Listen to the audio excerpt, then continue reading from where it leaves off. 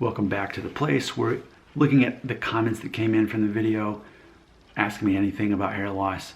I mentioned on there you can pretty much type in any question about hair loss in the search box on YouTube with my name, Nick Shell, and you're going to find multiple videos I made. This one I have mentioned it, but it's been a while, so I'm going to go ahead and tackle this one just real quickly. This video from Zahid Raza, quote, "Why is the problem of hair loss?" And notice you're using the word problem. If you're Nick Shell, you don't see hair loss as a problem because you know that people after high school don't judge you on your looks, they judge you on your confidence level. They're testing you. Can you still be confident if you don't have hair? Do you have a skill set? Do you have a way to make a living for yourself? Are you good at communicating? Are you good at focusing on other people instead of yourself and making other people feel good despite what's going on in their life? So already, for me, the question is the problem because you're saying problem. It's just like when people act like hair loss is a disease. What's the cure for hair loss? Well, there's not a cure because it's not a disease. But I will answer this question. Why is the problem of hair loss found exclusively in humans and not other animals? Also, has the problem of hair loss grown over the years? End quote. Here's my response to that. I can't know for sure whether it's grown over the years. I do know that you can look back to biblical times and there were guys that were bald then. Ultimately, it really comes down to this, beards. This question is more about beards because one of the things I openly teach in my videos is, and this should be a prerequisite for anyone who wants to watch my videos, go into YouTube in the box, search box, Nick Shell, will I go bald test. One of the things I'm talking about, not your dad going bald or your mom's dad going, nope, we're not talking about your parents' DNA in that regard. We do talk about your ethnic background. That plays a good part in it.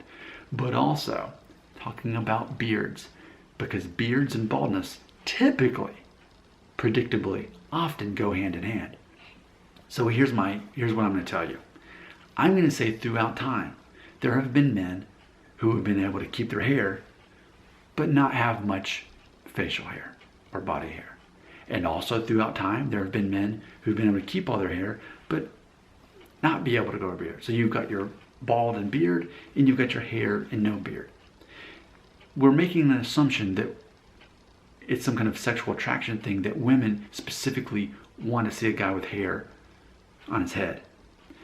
What you're really missing out here is how many women truly are attracted to a man who embraces baldness and has the beard going on and actually focuses on his physique and works out.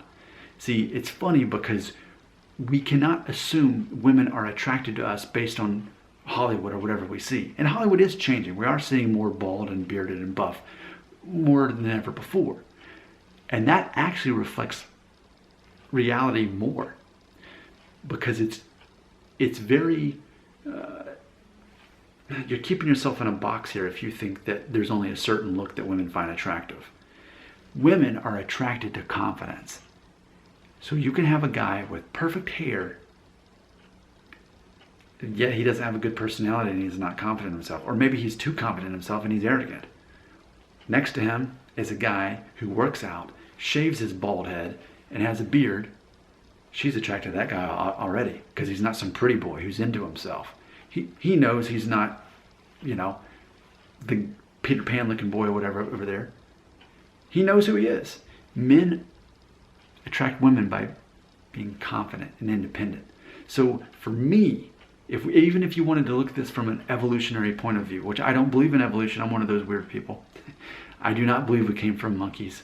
I do not believe we came from animals and evolved. I do not believe that.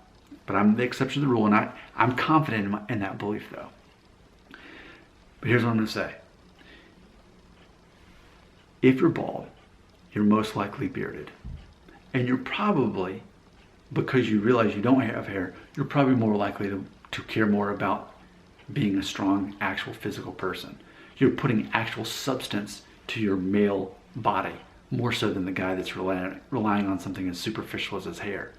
So I think it's almost a way to weed out. It's a way that women weed out who they really see as strong. It's funny because when you're young, you think, oh, women are attracted to guys with hair. Then you get older and you're like, oh, if I would embrace my masculinity and work with what I've got, if I'm balding, embrace that, start working out. Women really care about that.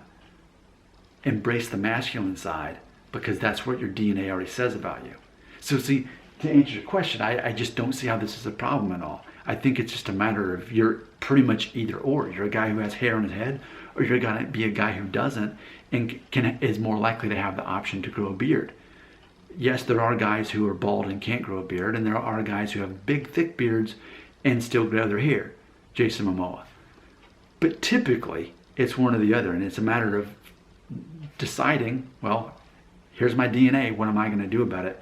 Which kind of man do I want to look like to attract a woman who will be attracted to that look? That's the actual way to look at this, if you ask me. Your comments belong right here.